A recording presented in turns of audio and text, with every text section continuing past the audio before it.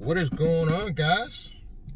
Nice guy driver. So I got a bit of a effect from allergies, so my eyes is a little off. But other than that, I wanted to tell you guys about the great day I had with Just Lyft. It was actually the best day I had on Lyft probably this entire year. The rides were coming back to back like they used to years ago. Like they used to back to back, like giving me the rides that were close. And because of that new Lyft boost, I was getting, instead of these $4 and $5 rides, I was getting $9 to $12 per ride. I think I only did like 10 rides and I was already like above $100. And my goal for the day is only $120. And I did that after only being online for 3 hours on Lyft, which is record breaking for my area, because they like to give the drivers the rides that are the drivers that are the suckers, the ones that take the lowest ball offers. But yesterday was different, and I'm going to tell you why. I believe yesterday was different because it was raining, and percentages of drivers that are out when it's poured down raining. I'm talking like not drizzle, like it's really raining hard. That's what it was doing in my area yesterday. So there was fewer drivers out. That could have played a part of it, I'm sure, because every time it rains, there's a surge, and we get more offers at a higher rate. And with David Risher's new 70% guarantee, which is not really 70%, we all know this as drivers, but I think that boost basically is giving us the equivalence of what we're supposed to get or used to get on each ride. So it'll be like a offer where it'll be like $5, maybe $6, and with the boost it'll be like 9 to 12. But those are the offers we used to get before this upfront pricing. So the boost is not really a boost, it's really just giving us what we're supposed to get per ride, which makes Lyft claim to 70% look better, even though it's more like 50% in my mind. But it was effective only on those days, though, on the rainy days, because we're back here the next day, and I guarantee you that's not going to happen. And I didn't even tell you guys, I didn't even go out in the morning. I came out late afternoon, and I'm talking about the rides were clicking. I mean, I think I came out sometime afternoon, probably closer to 12:30, 1 o'clock. And by 5, I was on my way back home. This never happens, mind you. Even in the past on the rainy days, Lyft has never been the one that offer me the most rides. It just isn't. It's usually Uber. Now, I'm going to tell you what happens on Uber yesterday. I did turn the app on. I turned the Uber app on, and the offers were completely garbage. I'm talking about, they were so much garbage. I was like, yo, I don't even want to look at this app today. So I literally turned it off. Yeah, the rides were that bad. And I'm starting to realize that I got this nosy guy looking at me now. I'm starting to realize that Uber is playing a new game. I don't know what it is, or what's going on, but I'll give you an example of some of the offers that Uber was offering and why, at least right now, Lyft seems to be the better app when you are getting offers. You're still going to get more offers on Uber usually. But for some reason, this day when it was raining, and there was surge on the app, but you couldn't take advantage of it because the offers were that bad. I mean, they were completely trying to take advantage of drivers, trying to get them to drive like 15, I would say 10 at the very lowest, but most of the rides were 15 to 20 minutes away, pick up to do a shorter trip. So Uber's trying to get us to drive further, pick these people up on our dime, because we're not getting paid to go pick them up. We're only getting paid when we get them in the car.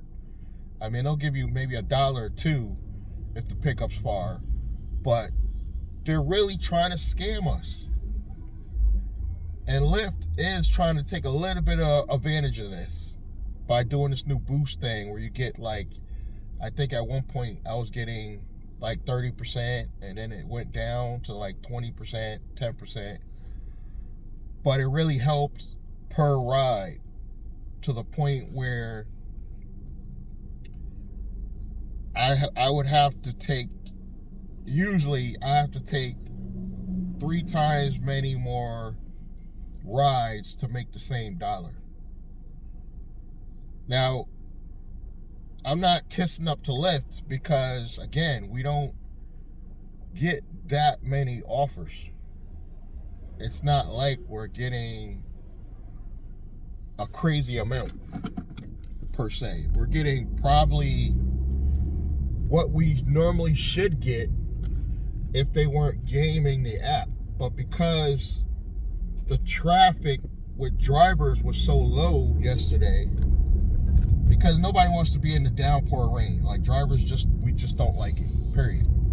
But the few of us that come out here, we try to take advantage of that and try to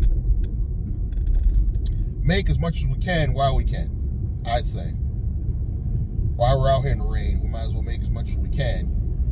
And my roommate, he outdid me.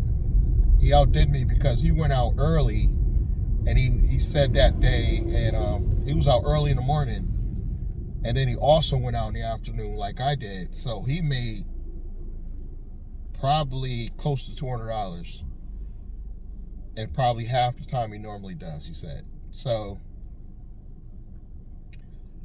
I guess rainy days are good in Connecticut with Rideshare anyway, but not on Uber. Hit me in the comments. Let me know what you think is going on with Uber, why it's so bad lately. You know what Uber's offering us? Remember not back in the day, I would say even just last year, Lyft was the one doing this, where Lyft was giving us these far ridiculous pickups. Like 20, it was like normal to get an offer on Lyft where the pickup is 20 minutes away. That was normal. That was normal for Lyft.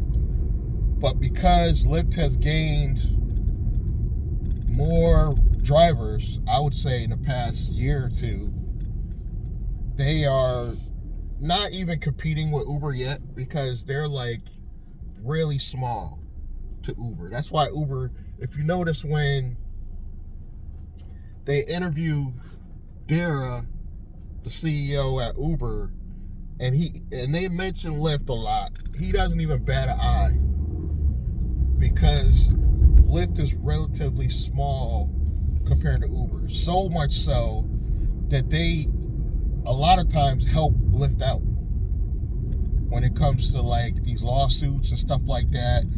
Because Uber has more money, they often help Lyft out and DoorDash out and these other gigs apps out. So they don't look at Lyft as a serious competitor yet, you know, and it probably never will be, because they don't diversify enough. Like, I just don't believe that Lyft diversifies enough to even scare Uber. But if I have to say, out of two apps, I kind of feel on Lyft right now. Now, I heard the good news about Wridz launched in Minneapolis, guys. They finally did it. One of these off-brand rideshare companies finally did it. Wridz is out of Texas, and they were one of the first ones. I'm not going to say they're the only ones because there's more coming. But Wridz officially launched in Minneapolis, so they're helping them out, and they actually have drivers on the road. Finally, we got one out there. This is good news, guys, because this is proof that competition is good. And even though Uber and Lyft is like two different companies, it's like, I like to look at it as AT&T and Verizon. And I just don't think it would be fair if we didn't have T-Mobile too. That's the way you gotta look at this. You gotta look at this as you need competition. Competition is good for business for everybody. And I think I had to let it fly out. That's why I rolled down the windows. I think this is great news, particularly for rideshare in general, that Wridz launched in Minneapolis, because it shows when Uber and Lyft make these threats, we can do better. Thank you, Wridz. Hopefully there's more to come.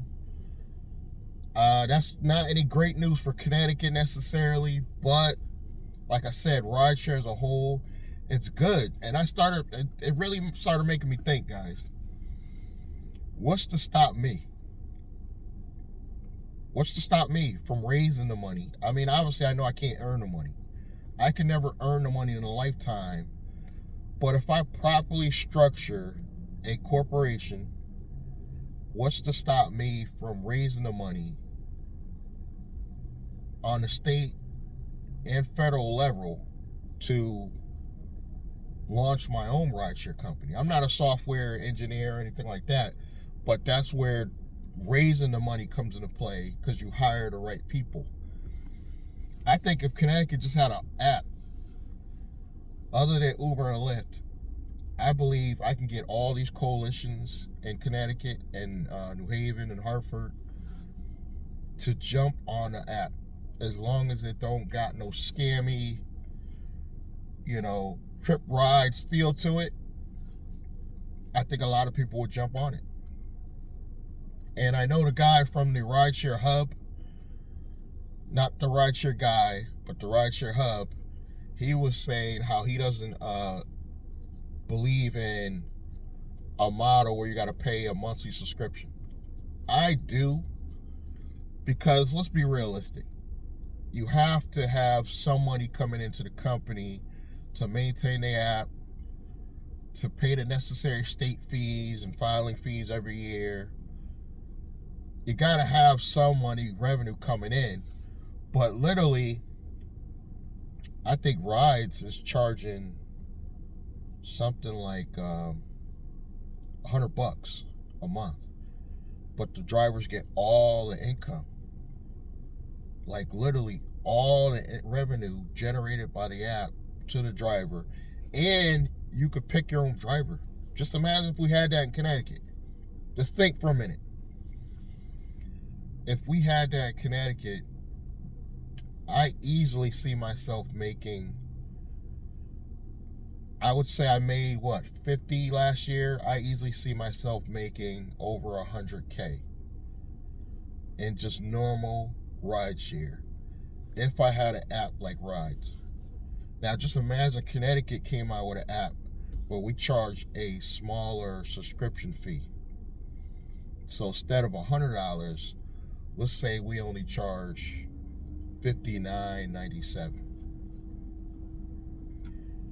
And that still, over time, I think would be enough to maintain the app, to maintain the functions of the app. And unfortunately, you can't take this company public, because the minute you take one of these companies or rideshare companies public, that's where the greed kicks in. That's where it happens. But literally, you could just maintain the app with $59.97 and just gradually up that subscription fee a few dollars a year. And I don't think drivers would flip out. You could literally up it the following year to $10, say $69.97. Nobody will cry because you're already below what Ride subscription is. That would maintain the app year after year. The company would show growth year after year because you're raising the subscriptions. You're not going to lose drivers, because drivers would gladly pay $100 if they can get all the earnings and their customers can pick them specifically to get rides. Let me know your thoughts on this idea, your comments. I love it.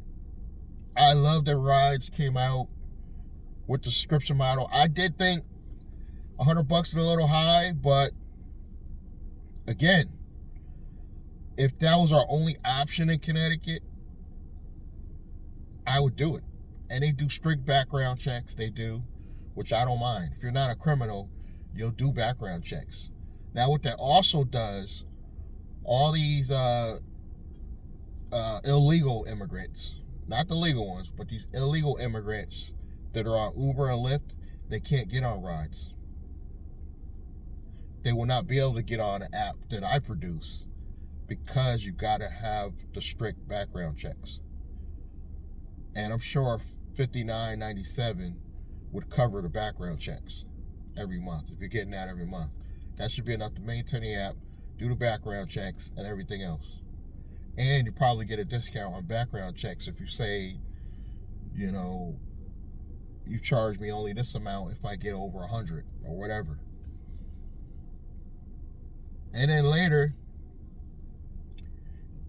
you could sell a business like this to a bigger company like Uber or Lyft, but you gotta stay strong. That would corrupt everything we built. If a company came out with a subscription model sold to Uber and Lyft,